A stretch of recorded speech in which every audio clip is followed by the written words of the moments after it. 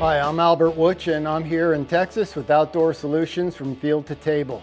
We're going to demonstrate how to take this deer apart and break it down as if you were in the backcountry or if you were in hunting with warm weather. We want to strip this meat off these bones of this carcass as fast as possible. So I'm going to demonstrate this deer. A deer would be the same as an antelope out in the field, an elk in the backcountry, a mule deer. The bone structure is all the same. So the object is to get the body temperature down, get the meat cooled down as fast as possible. So we want to field dress it, of course, out in the field.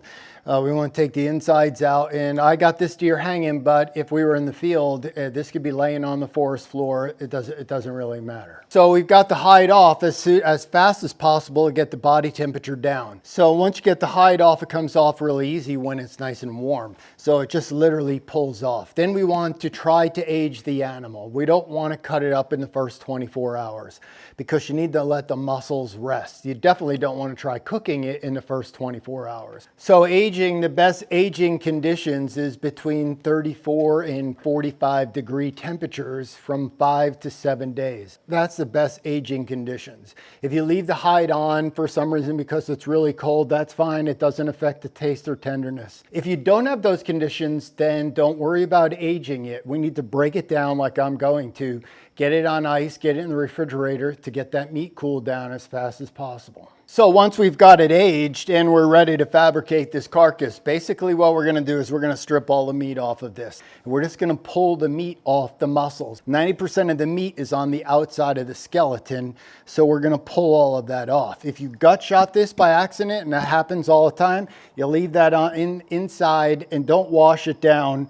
You want to leave it on the inside and don't spread that contamination to the outside of the skeleton. The skeleton is a natural barrier. So I always, as a chef, and from a chef's perspective, I'm thinking about what I'm going to do with this carcass before I ever go to the field. I'm sure I got ice in the cooler. I got a cooler ready for the meat. I know exactly what I want to do with these ribs, what I want to do with the loin or the back strap here, or what I want to do with the meat off this front shoulder.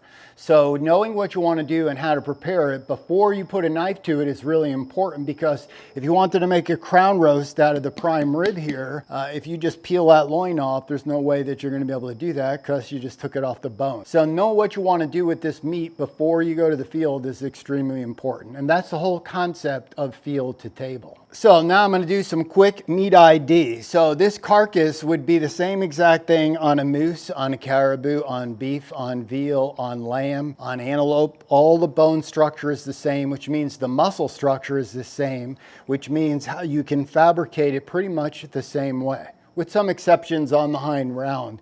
But the muscles are basically the same. So all along the back here and on the inside here are the tender cuts. The tender cuts get dry cooking methods, which is stir fry, saute, pan fry, deep fry, broil, grill, and roast for all tender cuts. The tough cuts, like the shank or parts of the neck or parts of the shoulder or even the brisket, tough cuts get low with moisture for a long period of time. You got to cook the heck out of them to make them tender. These high heat, fast, and on venison or all members of the deer family, always served rare, which is an internal temperature of 140 degrees. If you overcook a tender cut, you make it chewy and tough. So right here is the rack where the ribs are. On beef, that's a prime rib. On lamb, that's a rack of lamb. On venison, it's a rack of venison, or this would be where the rib is. This is the loin. This is the New York strip loin right here. So on the inside, these are the tenderloins. They're the most tender cut on the animal. They don't have the most flavor. These shanks have more flavor than the tenderloin. These shanks have more collagen, more connective tissue, and they're worked more, so they have more flavor than the tenderloins. Tenderloins don't need to age, so you can take them out while you're in the field, because the birds and the magpies and the camp robbers know exactly where the most tender cut of that carcass is, and they're going to be gone by the time you get back. So we can take those out. So tenderloins there, that's the filet mignon. New York strip here, if you cut a T-bone off of there, you have the New York strip on one side, the filet mignon on the other, and that's your T-bone. On the inside of the hind leg right here, this is the inside or top round. This is the most tender cut of the hind leg. this piece of meat is abused the most because most people cut all the way to the pelvic bone. They open that up. Some people split the pelvic bone, which makes the legs flop open. They drag the deer through the field, and this meat gets exposed to all types of dirt, even cow pies, and that's how you get E. coli on your meat. So this piece is the most abused piece, even though it's the most tender cut of the hind leg. So you want to be really careful what you're doing with this when you're working with this. Especially, you don't want to cut the bladder, which is in here, and get that on the meat. So after we do this and we cut this down to the bone, we'll take these off later. The tarsal glands on the inside of the hind leg that are up here, you don't want to touch that and then touch the meat, because then you put a tarsal gland rub on the meat and you know what they smell like. So if you do that and you hang the deer for a week, it's going to smell just like a tarsal gland rub. So you got to be careful of what you touch before you actually start touching the meat. So here we got the sirloin tip. This one looks like a football when we take it off. This is fairly chewy and tough. The shanks, of course, are the most flavorful, but they're also very chewy and tough. On the front shoulder, on the shoulder blade, the blade comes up like this. We have two pieces of meat on either side. On the bigger side is the flat iron steak, but I'll use them both as these are the most tender cuts on the front leg. Of course, the neck usually is a little chewy. This was a neck shot, so we got 100% yield here off this carcass. And then, of course, we can use, this is the flank, and we can use this brisket meat as well. So let's take a knife to this. So before I put a knife to the meat, it's really important to make sure that you have a sharp knife, and you want to make sure that you're not moving around, talking with the knife. Don't be pulling and going down at the same time with the knife so that you don't cut yourself. If you do get cut when you're cutting game, make sure you get it cleaned out, because you definitely could get blood poisoning. So the first thing I'm going to do is I'm just going to cut right down here to the pelvic bone. Just to open this up. And then I'm going to take this flank off and this flank off so that I can see in there to take the tenderloin off. And you can see there's quite a lot of fat on here. And there's usually a gland right here that'll come right off of that. So we're just going to cut right down and then cut down to the rib, and I'm just going to fold that flank in there for right now. So same thing right here. This is the fat that has that gland in it. And here's that gland right there. So now we're just going to cut this down and cut right down to the rib. And you can cut these off the rib. And that has the flank. So if you want to use this flank, you want to try to take it off early so that it doesn't dry up, because the flank is really small, weighs about 4 ounces. And as long as you didn't cut or anything into the paunch, these ribs are usable, and so is all of this meat. So again, don't want to get it dirty, and the less that you age it, the less it's going to dry up. So obviously right here, you could see the most tender cut on the animal was messed up by somebody in the field. So they just cut this beautiful tenderloin and hacked it up while they were field dressing. They left the bladder in there, which a lot of people do. I don't like to, just because of it's hanging and things will drip out onto the meat. So we can trim a little of this off. So the next part, which is really important, is that we take the tenderloins out. So the tenderloin, and a lot of people, I've seen people, they cut the tenderloin right in half, they cut the carcass in half. We're not going to do that. The tenderloin goes all the way up into the pelvic bone, which is up here. So you want to cut way up here to get that whole piece of meat out of there. Otherwise, you're going to just get a little piece. And these are what they call the finger bones that are sticking out there. So I'm just going to come right along there and come right behind these finger bones, and then come right along the pelvic bone there, and then what we call the chine bone right here along the spine. And you can just follow this, basically this seam, and pull this right out of there. Again, most tender cut on the animal, and you ought to be careful when you're field dressing it that you don't mess it up like that. So same thing here. This is the pelvic bone. You can feel it with the knife. You just come in along that pelvic bone, along this chine bone, and up into the hind, into the round, and then we just want to peel it off.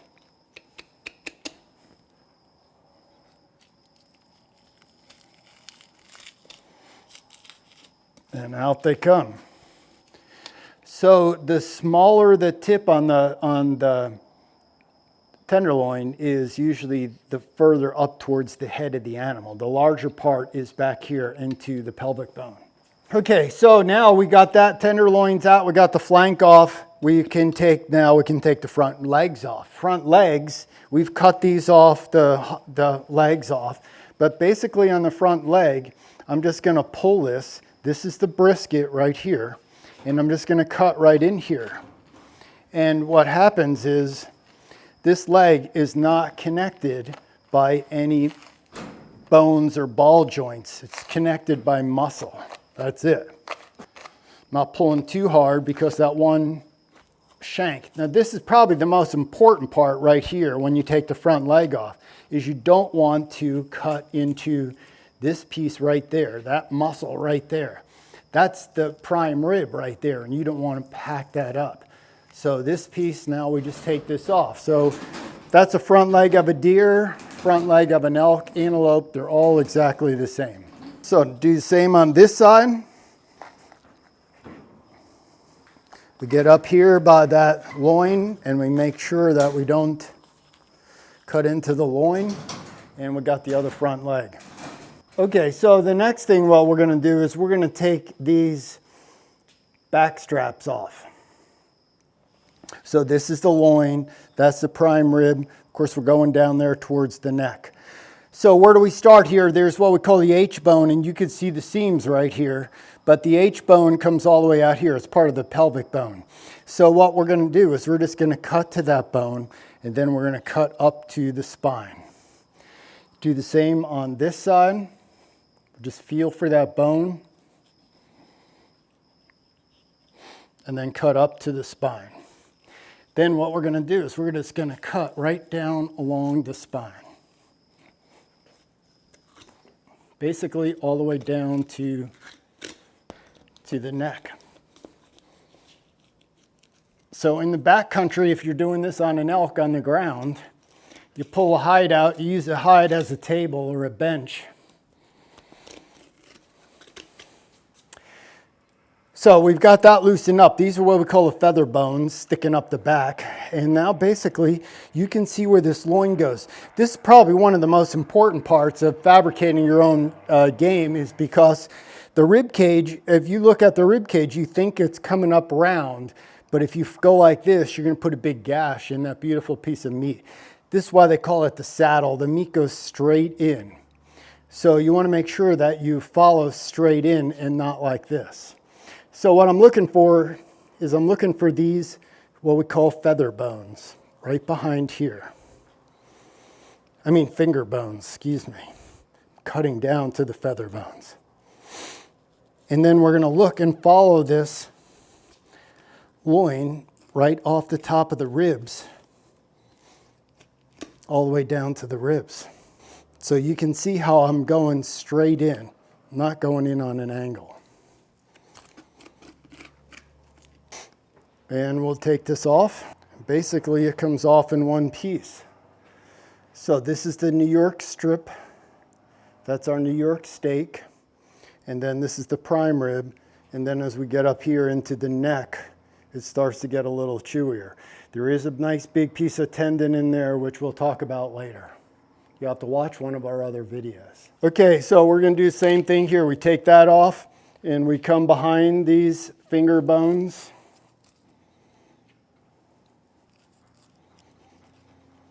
And come right down the top of the rib cage to those feather bones. And we're gonna get this beautiful piece of meat off the top of what a lot of people call the back strap. So that's a really nice piece of meat. Of course, on elk, it's literally twice as big, and on moose, it's 4 times bigger. Okay, so that brings us to the hindquarters. And the hindquarters, you can do this up on top when it's hanging, but I rather do it on the table to use a little bit of gravity to help me. Plus, if you get too far out on this, if one piece comes off, the gambrel will flip and get you in the nose. But I'm going to start it right up here. So basically what we do is we're going to start, the pelvic bone comes out and it comes out here. So I call them wings. We have to come out and go around. So I'm going to start here and go all the way around this wing right here, which you can see how far out it's coming. And then back down. Right, this is the sirloin butt right here. And then I get down here and I have to come out around that wing again. So I can start it while it's hanging here. Now this is connected by the ball joint. Once you do this once or twice, you can get a good feel for it. You want to be really careful when you're doing this because you can go through the pelvic bone right in here with the knife. So now we're just going to take this, and this is the pelvic bone right here. So we're going to do the same thing. We cut the ball joint, and then we're just going to follow this bone and this wing of the chine bone out.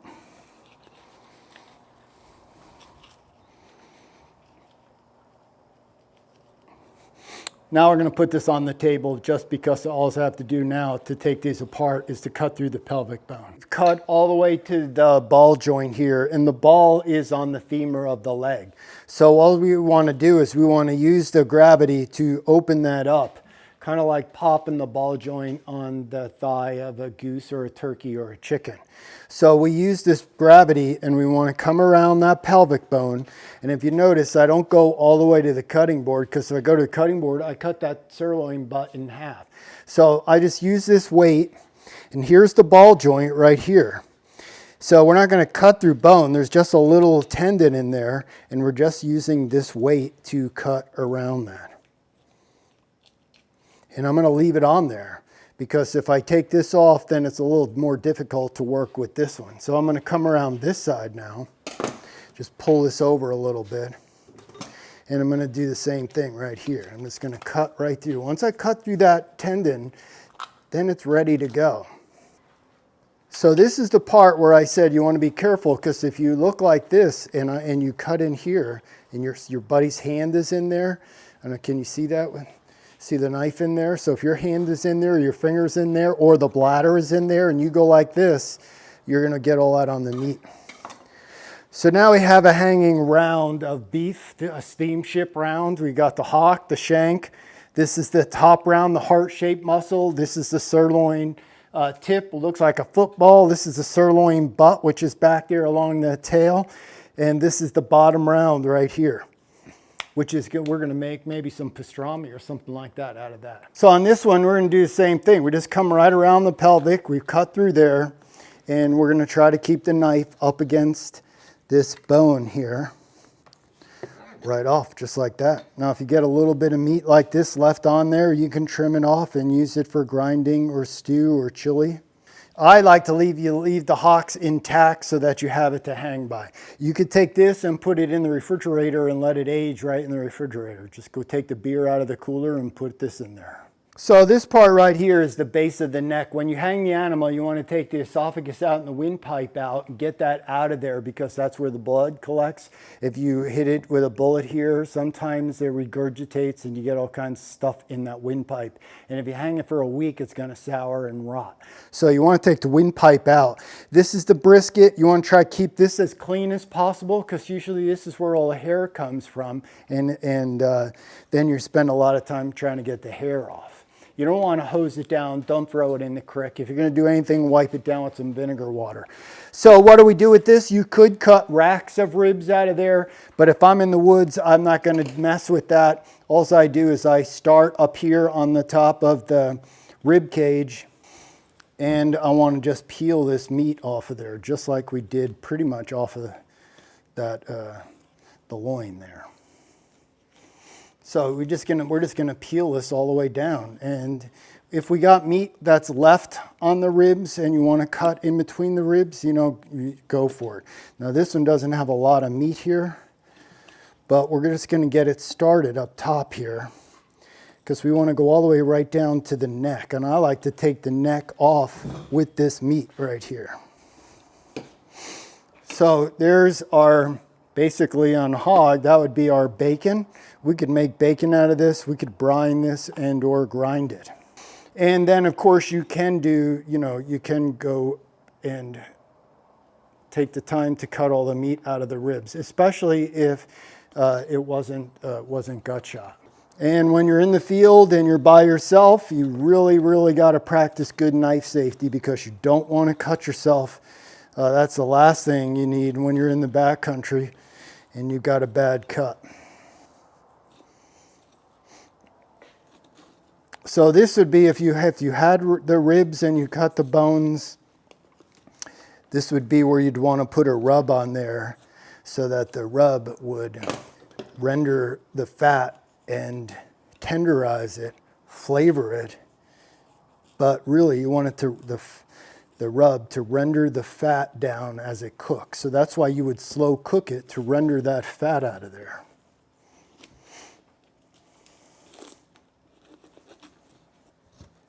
And yes, I've cut myself a couple times. So now again, we have usable meat in there with fat, with sinew and connective tissue, but we could trim that up. And I like to take this off after I get the deer skinned and age it in the refrigerator, because if I let it hang and dry up, I'm not going to get as good a yield off of it. And that's pretty much it. We could trim off a little bit of the meat that's left here. If you were concerned about chronic waste, you would have the head right on here. You never cut through the spine, never cut through any of the glands. All the glands would be between the fat and the hide, so they would come off, and you never cut through any bones. Check out our other videos so you can see how we utilize all these cuts of meat in our recipes, how we break these down into nice, tender, juicy, delicious meals. If you enjoyed this video, hit the like button, subscribe to our channel, and press the bell for notifications.